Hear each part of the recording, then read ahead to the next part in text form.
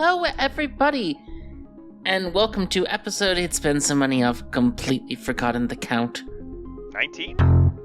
That sounds right, possibly 20. We skipped a week, so it maybe should be 20, but it's actually probably episode 19. Of Grim Scenarios, the, we think, predominant Blood on the Clocktower strategy podcast. That's right. We are predominant. Not dominant yet. Prior to dominant. I'm of course your host, Emma, and with me, as always, is your other host, Milk. Hi, Emma, how you doing? Good, Milk, good. How are you? What did you do during your week off from Grim Scenarios? I graded papers, which is not an interesting or fun thing to do, but was a thing I was behind on, so... My students, thank you? Or maybe not? I'm not sure, everybody. Sorry. Thank you for giving us a week off. Certainly something. We certainly took a week off and we did something with our free time, which was very important. We needed free time. We needed a little break. Absolutely. Yeah. We've both been very busy, and we're busy now getting ready for Magicians, Gamblers, and Drunks in Las Vegas. Clocktower Con, which I do believe it's still technically possible to buy tickets for, but it's coming up really fast. So if you haven't made your plans to go to Vegas yet, you should do that like now. Right now. Do it. Go. Go Bye. right now. We want to see you there. We're excited. We have a very special live episode of Grim Scenarios planned. We're going to handle some characters that we really think could use some social help and audience cues with, because they're hard to sort of do just talking about with just one-on-one like this, so stay tuned for that. It'll be exciting. Yeah, there's a couple of seats left in the panel as well, I believe. And hey, everybody, I checked the schedule, and there's literally nothing else going on at that time. So, 6 p.m. Vegas time on Friday, there's literally nothing else for you to do. Come hang out with us. Anyway, we're keeping it simple this week. We're going to stick with Trouble Brewing and we're going to cover some of the characters we haven't touched yet that we think have a lot of interesting choices. We're going to start off, I'm going to play the famed Raven Keeper. Yeah, we got a lot of requests to talk about. We got a lot of different requests asking us to talk about Raven Keeper, Sage, and Farmer. And so we thought the place to start with this is on TB, right? Is start at the beginning and start with Raven Keeper. These are all characters that get information when they die in the night. Something happens when they die in the night. Farmer passes, Sage gets information, Ravenkeeper gets information. So these are sometimes called the Demon Bane characters. And most scripts like to have one of them, though notably BMR doesn't. So it's not strictly required. The Fool is sort of a Demon Bane character. Yeah, it's a little bit of a different take, right? It instead of dying in the night to do something, it just doesn't die instead. Yeah. But the Ravenkeeper is the original, the primary, the character that really that exists as a Demon Bane that shows sort of how Blood on the Clocktower is different. In a traditional social deduction game, of course, death is elimination, and that ends your participation in the game. You can sort of sit on the sidelines and watch, but you're supposed to no longer be participating because you're dead. Whereas, of course, Blood on the Clocktower tries to end that and reverse that and change it. And a big way they do that is the Ravenkeeper, which is, of course, a character that gets information once per game, and only when they die at night. This is also a very social character. This is a character that functions around your ability to convince the demon that you're a good kill, or at least convince the demon at some point in the game they probably need to take you out. Yeah.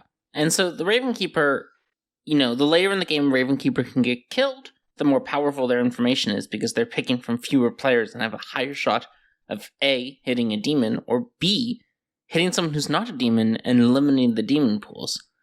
So as a Ravenkeeper, you did something you want to pay a lot of attention to. Who is a potential demon candidate still? Who's not? You probably don't want to be choosing the washerwoman who's already confirming you, because that just creates a closed loop and doesn't, help you solve the game for your team. You probably don't want to be picking a dead player in most instances.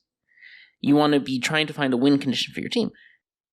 Solve the outsider if there's questions about the outsider count, right? Maybe try to solve an outsider claim if that's something that's in question in your game, right? Be aware of the game state is a really important part of Ravenkeeper. You can't just kind of go to sleep on it. Mm-hmm.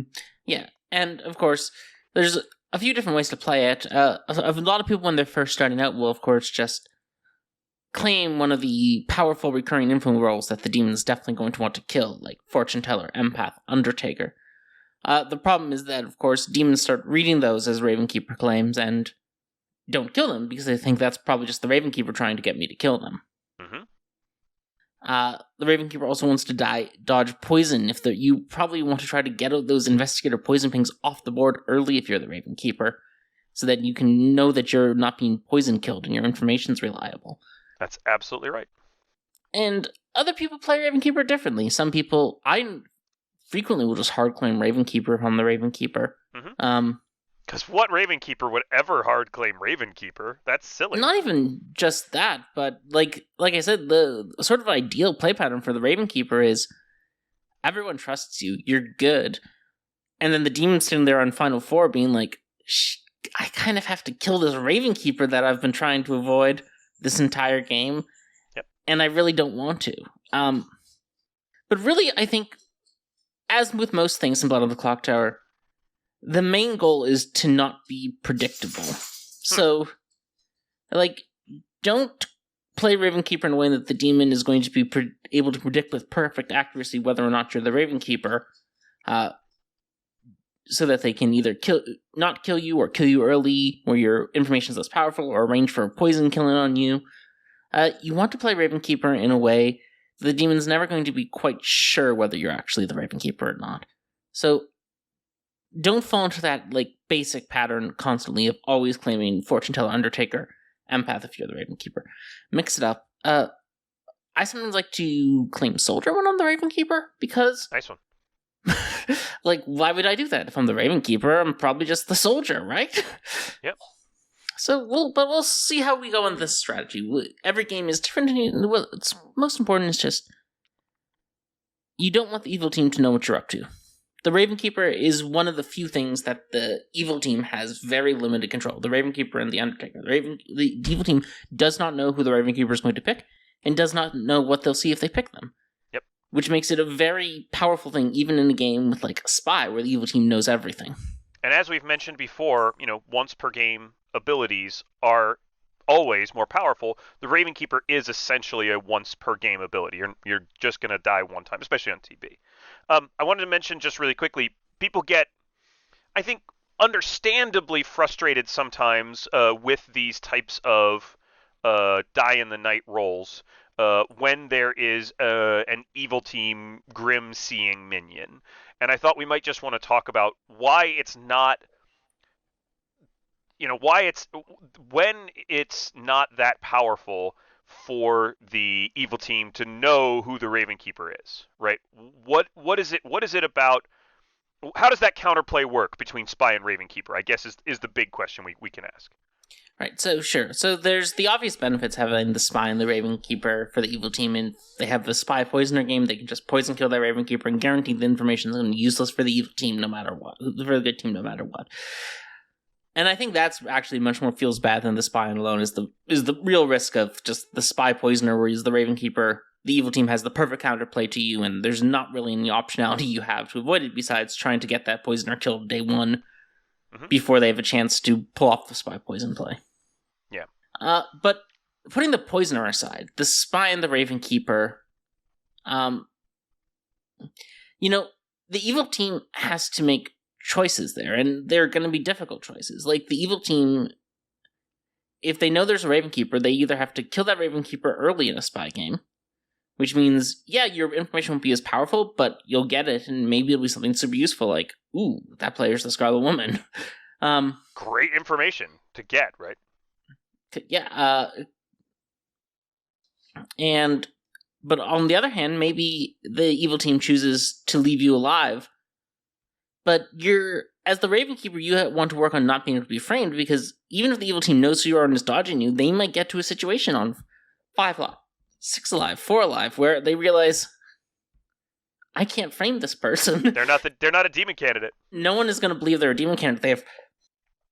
fortune teller knows and empath yes is on, or empath 0 is on them. Like, they're trusted. They worked hard to get the poisoner killed or whatever. Mm-hmm. And now I have to make a choice where I have to either drag this practically confirmed player to Final 3, or I have to kill them in a situation where their game information is highly likely to be game solving.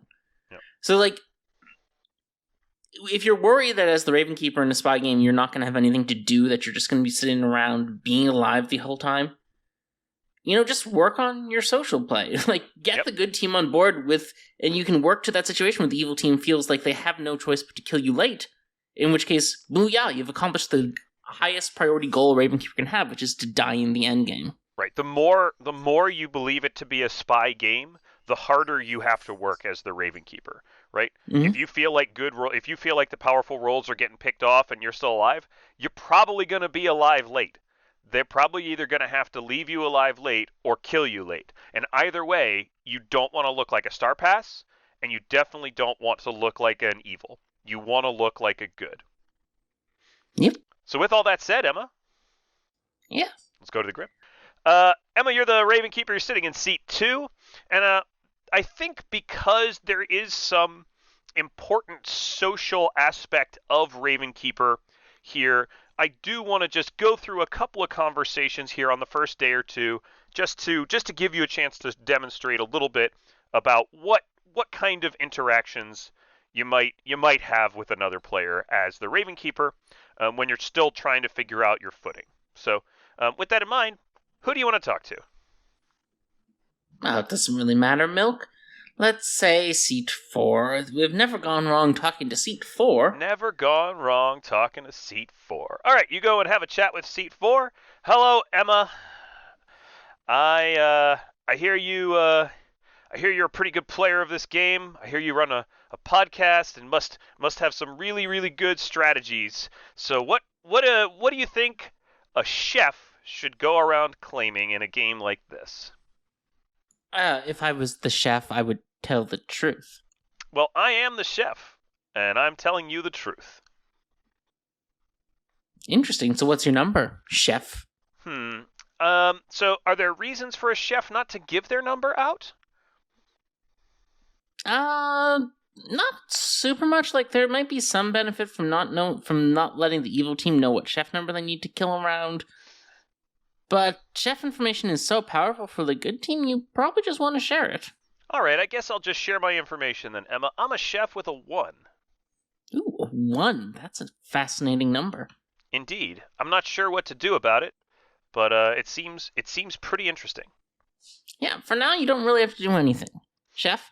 But eventually we'll get to a stage where you do have to do something, and that'll be exciting. We're just going to look, because the evil team, we're going to look for pairs of people who are still suspiciously alive as the game goes on. All right, that sounds pretty good. I guess I'll keep an eye out for pairs of people who are suspiciously alive as the game goes on. Well, thanks a whole bunch, Emma. I appreciate that. What about you? What are you in this game? What token did you pull out of the bag? You know what? I'll tell you the truth. You were so truthful with me. Mm-hmm. I'm the Raven Keeper. Oh, isn't that a role you might want to hide? No, I don't really care about hiding. Evil team can kill me if they want. They can leave me alive if they want. It's not a big deal to me. Interesting. Okay, well, that's great. Well, I'll mark you as the Raven Keeper. Thanks for the conversation. All right, Emma. Well, when you come back out, you get a ping from the player in seat 7. Ooh, seat 7, another great number. Let's talk to seat 7. Yeah. Hi, Emma. How you doing? Good. How are you? I'm great. I'm the Virgin. I'm just looking for somebody interested in nominating me. Oh, well, you might want to talk to seat 4. They had a little bit of a juicy Virgin role. Oh, okay. Seat 4 is a good target for a Virgin, eh? Thanks a bunch for that. What about you? What are you in this game? Oh, I'm the soldier, so that would be a rough target for the Virgin. Yeah, I don't think I wanna kill off a soldier probably. Town will probably do that anyway. Soldiers don't usually last that long. Towns like to execute them, so. Okay, that sounds good. Well, I'll go talk to seat 4. Thanks. Chad, this is another important strategy, which is that if your pet wants to make a cameo appearance on camera, let them, because people will be enthralled by how cute they are and tell you the truth. I mean, Artemis is super cute. Look at this sweetie. Aww. Oh my goodness, the snuggle. Oh. Okay, sorry. We gotta run a podcast. Right. Sorry. What was that about getting enthralled by pets? Anyway, not important. All right, Emma. I'll give you another one. Who do you want to talk to next? Oh, let's talk to Seat 10 would sort of fit a pattern, so let's talk to them. Okay, that sounds good to me. Seat 10.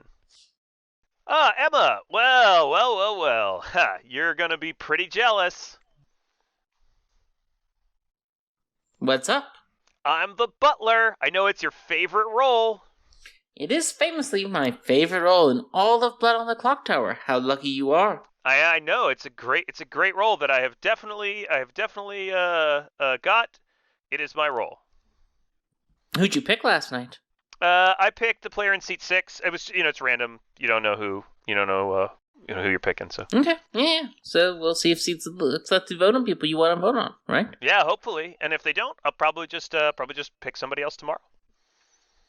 Yeah. What are you? I'm the butler. Very very easily confirmable outsider role. Oh, I'm the chef with a 1. The chef with a 1. Oh, okay, great. That's a pretty powerful piece of information. We can look for 1s. That's really good. Yeah. It's pretty exciting. Yeah, very exciting. Okay, well, thanks. I appreciate it. Hope your game goes good there, chef with a 1. If I hear of a virgin, I'll send him your way. Mm-hmm. Now, why are you claiming chef with a 1, Emma? Because I think it's important to think about what you're doing. Just because I'm giving out information that someone else is also willing to give out. I don't have information of my own. I just want to share information that's going to be shared anyway, so people are all working from the same playbook. Mm-hmm. So if Chef 1's going to be shared, if Seat 4 is willing, and they were pretty willing to share that Chef 1 with me, I didn't have to prod them too hard. Like, it doesn't really matter what I'm claiming here, but I'm going to happily share this likely real information. Okay, yeah, and I mean, claiming Chef 1 doesn't mean you're not a powerful townsfolk role, right? A powerful townsfolk might claim a Chef 1. Or someone might want to kill a Chef 1 because it's just the chef who's not going to trust the chef. Yeah, exactly. It's a powerful piece of information that you might want to clear out. Okay, cool. Let's do one more. I'll say you get pinged by seat 1. Perfect. That's what I was going to ask for. Awesome. Because it completes the pattern. That sounds great. Hey Emma, what are you doing in this game? Oh, I'm just your soldier. So what do you feel like telling me? I guess I'll just hard claim. It's fine. I am your librarian. Oh, fun. And I have seen a drunk, which of course is the way it always goes. Between you and the player in seat 4. Ooh, fun. A drunk. Yeah, I mean, obviously, I could be the drunk. You could be the drunk. Seat 4 can be the drunk. Sort of no way to know. Yeah, impossible to know. Mm-hmm. Tricky. Okay, well, thank you, Seat 1. I appreciate it. Yeah, no Hopefully problem. I'm not the drunk. That would be pretty sad for me. It would be pretty sad for you. I hope you're not the drunk. All right, and that'll wrap us up for chats for today. We're gonna go to nominations phase. Emma, do you want to make any nominations? Nah, I'm good. All right, seat 4 nominates seat 7 and dies. Is executed and dies, and everybody goes to sleep. So let me mark up the grim here. I haven't been diligent about marking up the grim with the claims, so let me just catch up really quick. A few moments later. All right, well you go to sleep, and obviously the storyteller doesn't wake you up in the night, but of course the following morning you wake up to discover that the player in seat 3 has died. Beautiful. So I'll give you another chat or two with the socials, and then we'll probably move on to just giving you some information as players want to claim it. So who do you want to talk to? Oh. So we have a very important piece of information, which is seat 4 is not the drunk. Mm-hmm. Which means either we're the drunk, or seat 1's the drunk, or seat 1's a lying liar who tells lies. But it also means seat 7 is obviously confirmed good, which means our Chef 1 pairs possibly seat 5, seat 6, but everyone from seat 8 to seat 1 is deeply suspicious, particularly 9 to 12, because they have multiple Chef 1 partners. So, with that in mind, let's talk to seat number 12. Seat 12. Well, seat 12 is a familiar bearded face. Well, hello, Emma. Well. What do you want to do in this game? Hello, what do you want to do? I mean, I certainly wouldn't tell you the truth about my role. Oh, well then, you're probably evil, right? No, I'm as good can be, and, in fact, I am going to help this town a lot. Oh, what are you? What are you, this helpful town role you are? Emma, I'm going to tell you that I am the mayor. The mayor, that sounds real. It is real. I am really the mayor. Okay. And I am going to be here until the end of the game so that we can win a mayor win. Perfect. Well, I've heard of the Chef 1, or I am the Chef 1, or I just want to kill your neighbors for fun. I'm okay to kill neighbors. It's not a problem Let's for me. kill both your neighbors for fun. All right, let's kill my neighbors That'll make for it fun. easier to believe you're the mayor and not evil. You know what? I'm all about it. Let's do it. I'm for it. Let's go. Okay. So you have that conversation. Let's say you get a ping from seat 8. Okay. Hey Emma. What's going on with you this game? Not much. What's going on with you? I'm hanging out, doing my thing. I do have a juicy piece of information that I wanted to share, but it's not my info. Ooh, I love hearing juicy pieces of information. They're so beautiful. I heard that there's an evil ping between seat 10 and seat 12. Ooh. Like a fortune teller, yes, or an investigator? I don't think I want to say which one it is. I want you to say which one it is. So why don't you? Would you tell me something about you? I'm not Yeah, sure. I want to give away somebody else's. Soldier here. I don't have any information of my own. My entire ability to help us with this game is basically based off me knowing other people's information, so I can make informed decisions. So this ping on C10 and C12 would be super helpful to me as the soldier. Okay. So I heard that seat 11 is the empath and has a 1 on 12 and 10. And they were going to nominate one of them yesterday, but the virgin thing happened. Ooh, fun. I could believe that. Yeah. I don't think I want to share my role yet. Okay. But since you told me, yeah, okay, I'm the Slayer. Fun. That's a fun one. Yeah, I kind of want to use it around like day 3, I think, if I can. That's a good time to use it, yeah. I heard on Grim Scenarios that some of those kinds of roles, maybe you should save them until like day 3, maybe. Never heard of that. Don't know what you're talking about. Thank you. Okay, bye. Just mark that as the Slayer, and I guess I'll mark this Empath 1 here. And I'll give you one more, Emma, and we'll just give you the info this time, because... Okay, let's talk to, seat 9. Let's get all these people on this side of the crime. Seat 9, you said? Yeah. Seat 9 says, "Hey Emma, yeah, I'm the investigator, and I have seen a poisoner between seats 5 and 12." Poisoner on seats 5 and 12? Mm-hmm. Interesting. To be candid with you, seat 5 claimed recluse to me. Yeah, I can believe that. I really want to know what seat 6 and seat 3 are claiming now. Oh, I tell them I'm the Raven Keeper. Oh, you're the Raven Keeper. Oh, okay, that's really interesting. Okay, sounds good. Thanks a lot. And we'll come back to town for nominations. And seat 11 immediately nominates seat 12. And the accusation is as follows: I've got information. I've heard of a ping on seat 12. I actually heard of 2 pings on seat 12 potentially. I'm not sure, Gesundheit, what's going on there, but um, yeah, I just think seat 12 is evil, and we should kill them. And that's my accusation.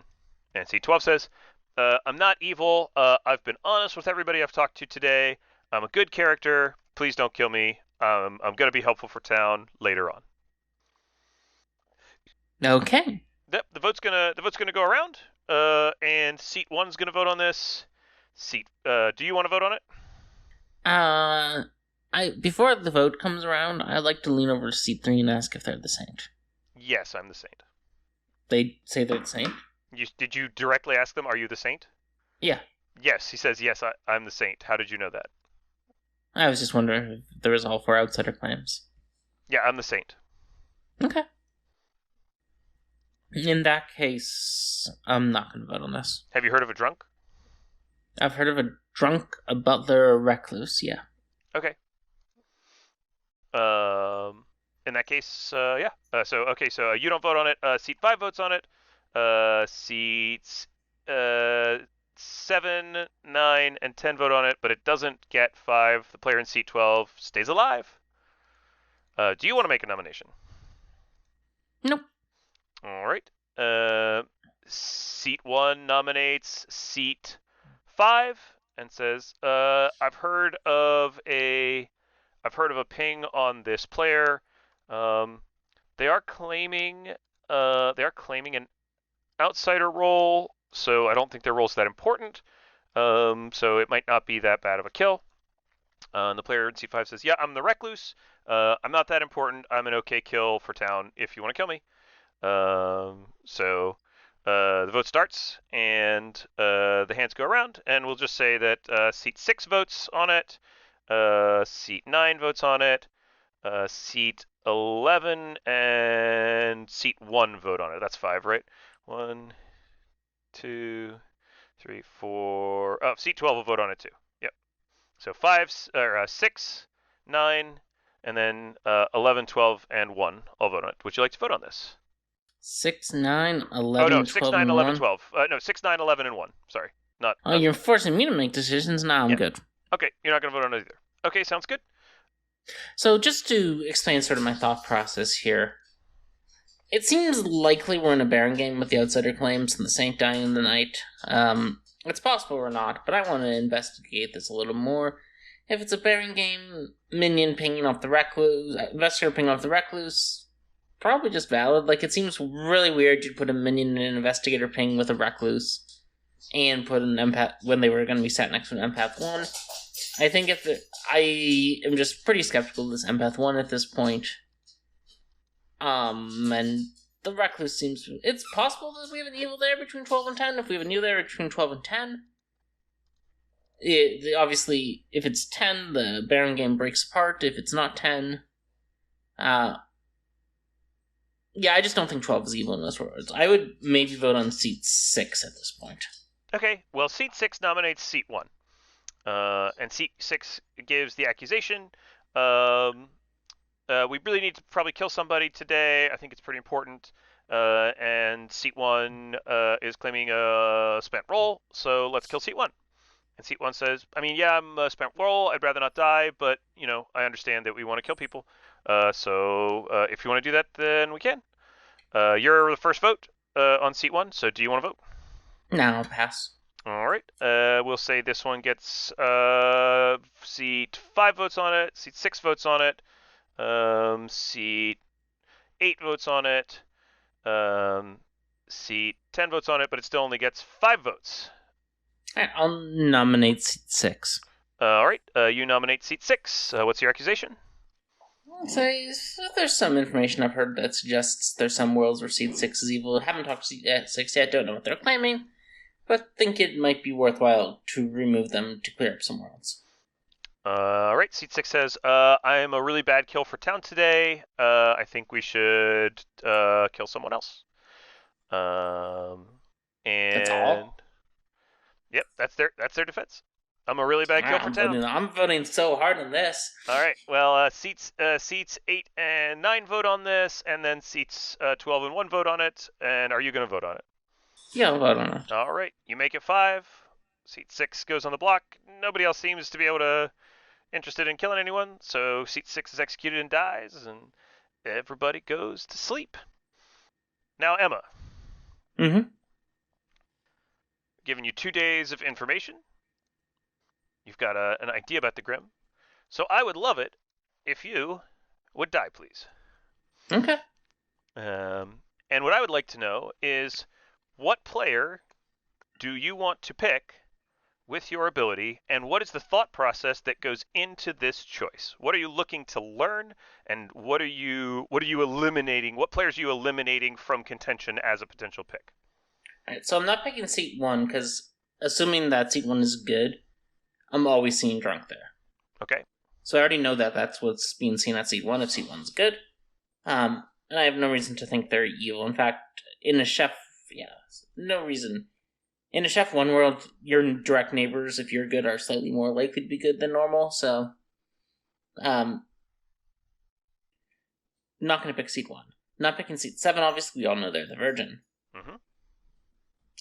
Not picking seat 5, either the Recluse or the Poisoner, probably, in which case I'm just seeing Poisoner regardless of what I pick. Nothing interesting there. Yep. So that leaves me with 5 legitimate choices. Seat 12, seat 11, seat 10, seat 9, seat 8.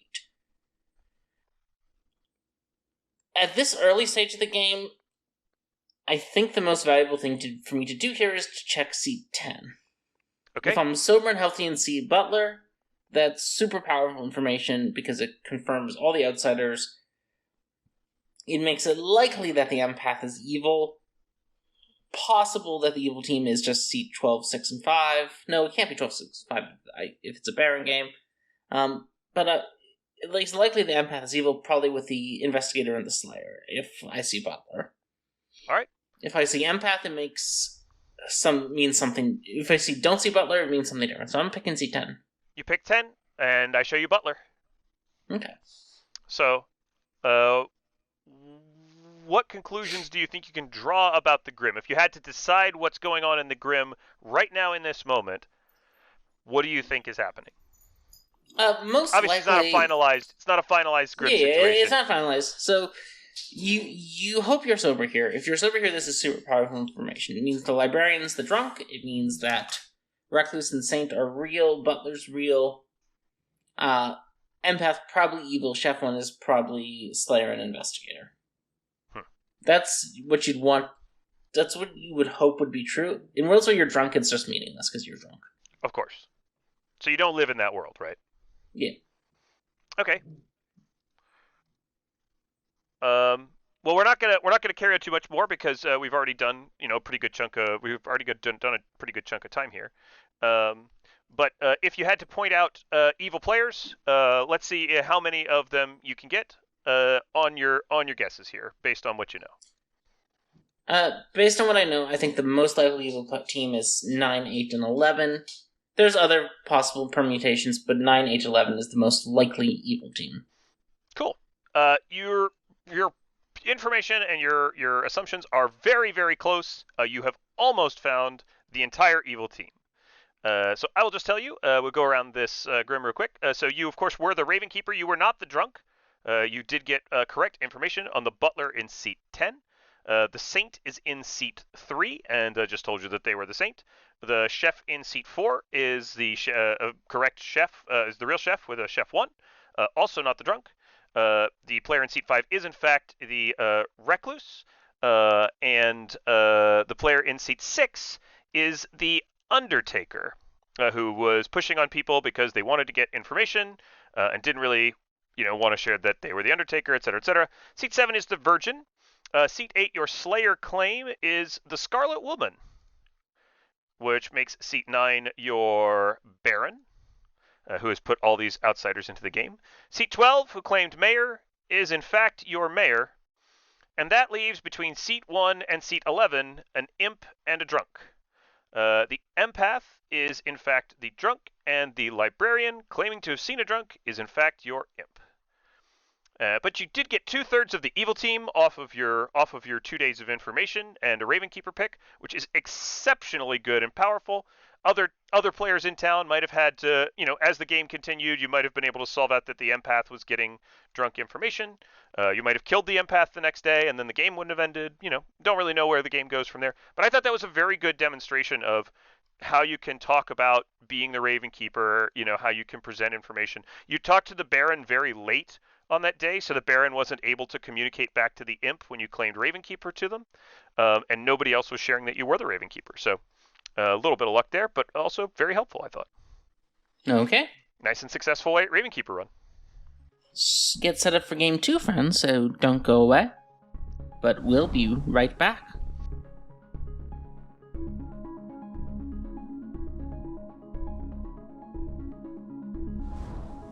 Alright everyone, welcome back to our second half of Grim Scenarios for the week.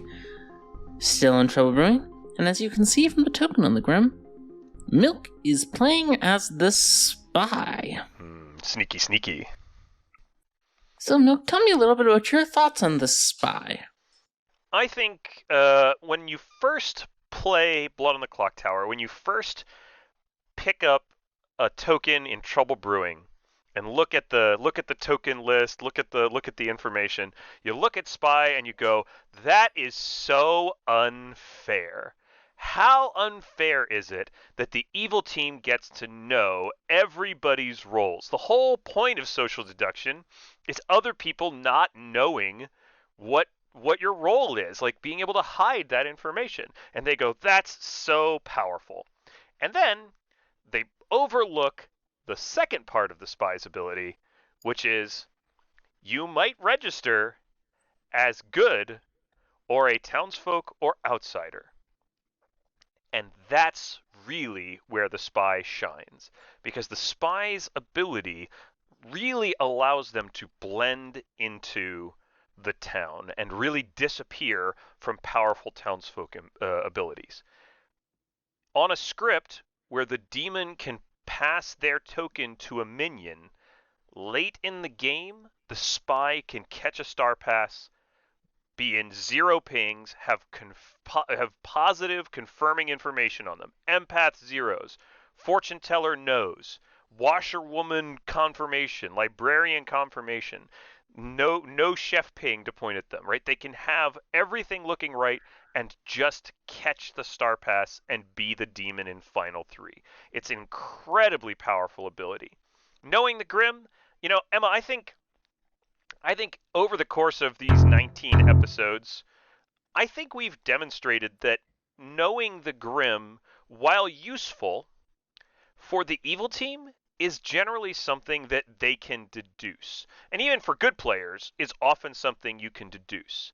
So while having the Grim helps you make decisions early and can certainly help you make choices about, optimizing your kills, having a hidden spy in the game that's not registering to anyone, that's the juice. That's the money. That's the real power.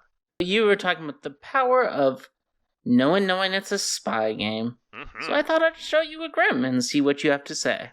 That sounds great. Let's take a look. All right. Received the Grimoire. Got it. Let's take a look at our night information, everybody. Yes, I want to see the Grimoire. There it is. Okay, so this is really, really interesting.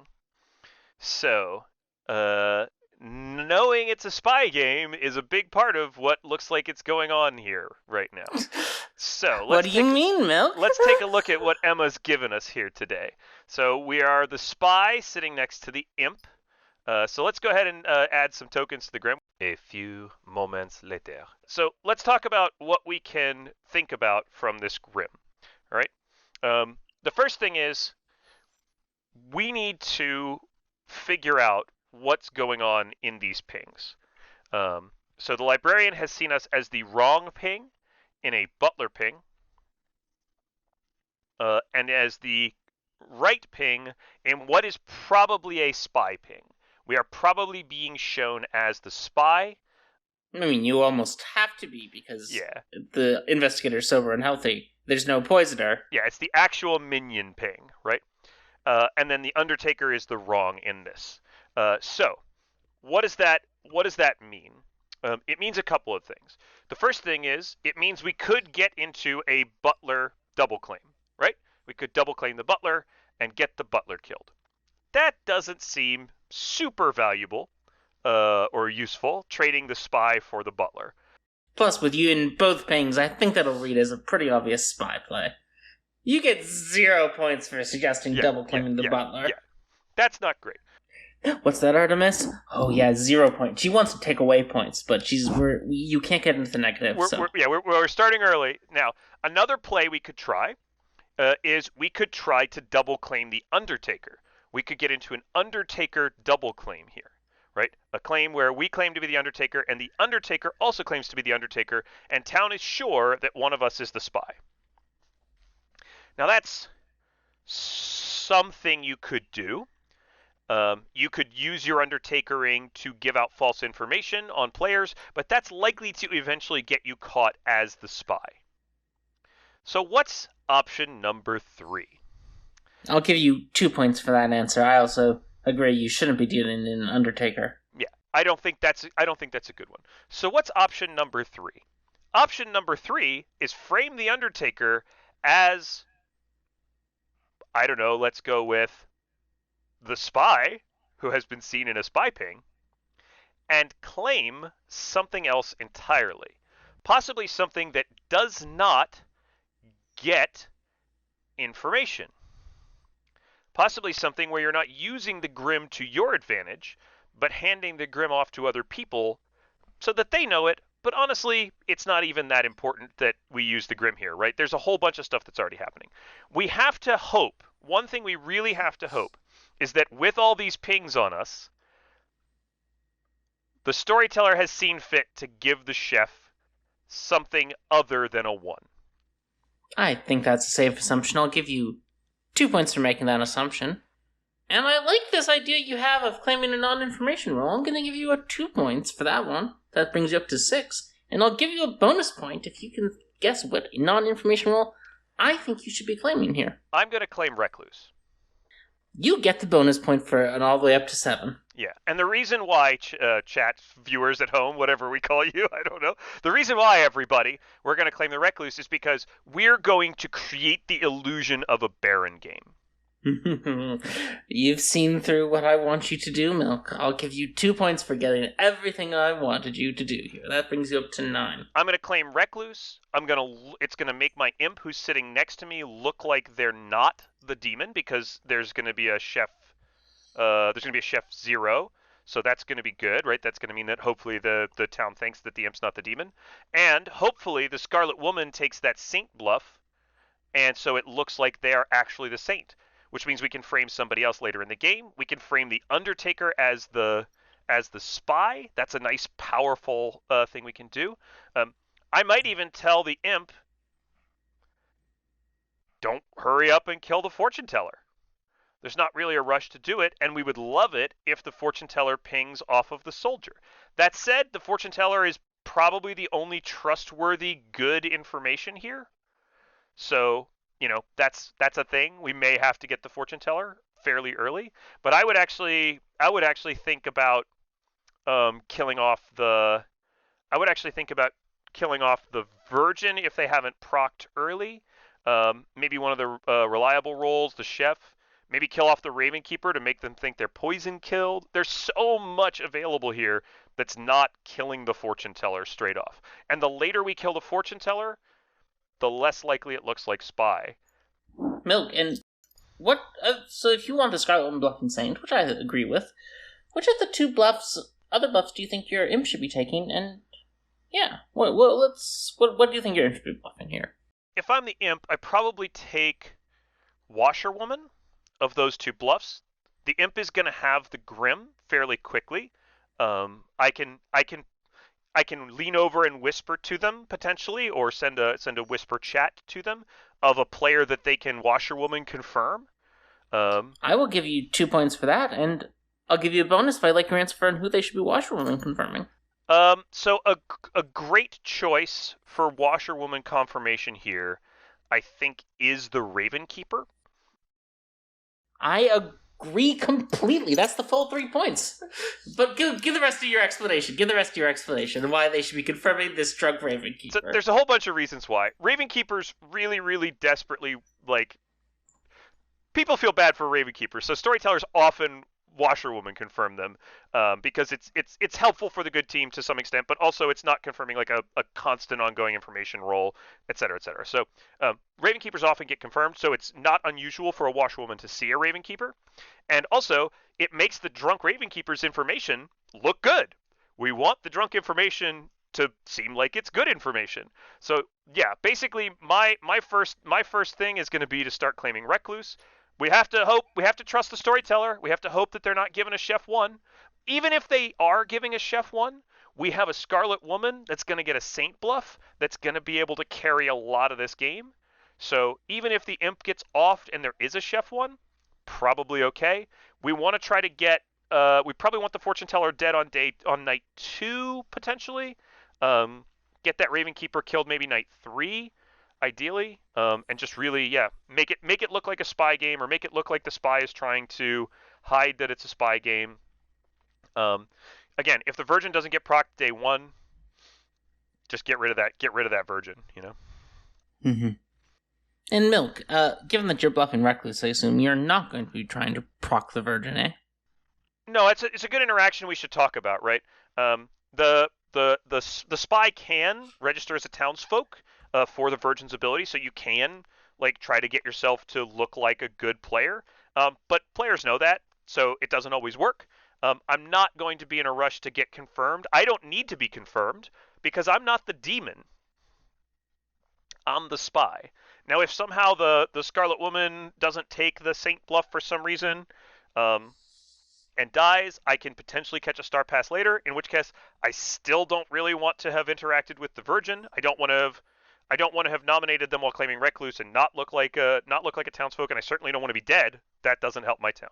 So let somebody get confirmed. I'm happy for anybody in this town to nominate the Virgin except for basically the Raven Keeper, right?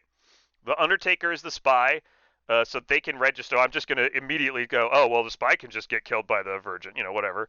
The Fortune Teller is fine. The Librarian is confirming an outsider who will just kill off later. We're going to have to kill off the outsiders to sell a Baron game. The Chef can get killed off. The Chef number is helping me. The Soldier can get killed off. That helps us out a lot. We're going to have to make the Soldier look like the Demon. So we really need that Fortune Teller to hit the Soldier so we can sell them as the Demon. I agree with that.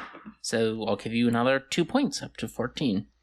Yeah, and I mean, there's not a whole lot else, there's not a whole lot else we can do in the planning stage here, right? Other than transmit this suggestion of a plan to the team. Sorry, everybody. I just realized you can't see the Grim. You've just been looking at us talking, but that's okay. Yeah. So I would go as to posit that your job here as the spy is basically done in this game. In this specific game, I just have to convincingly be the Recluse. Yeah, you just need to transmit the information, you've gained the information. Like, you have basically nothing more to do. And we're not going to continue the scenario much longer because there's not much for you to do here actually using the spy. And this is a very important part of the spy's ability. The spy's ability is almost entirely a night 1 ability. Yep.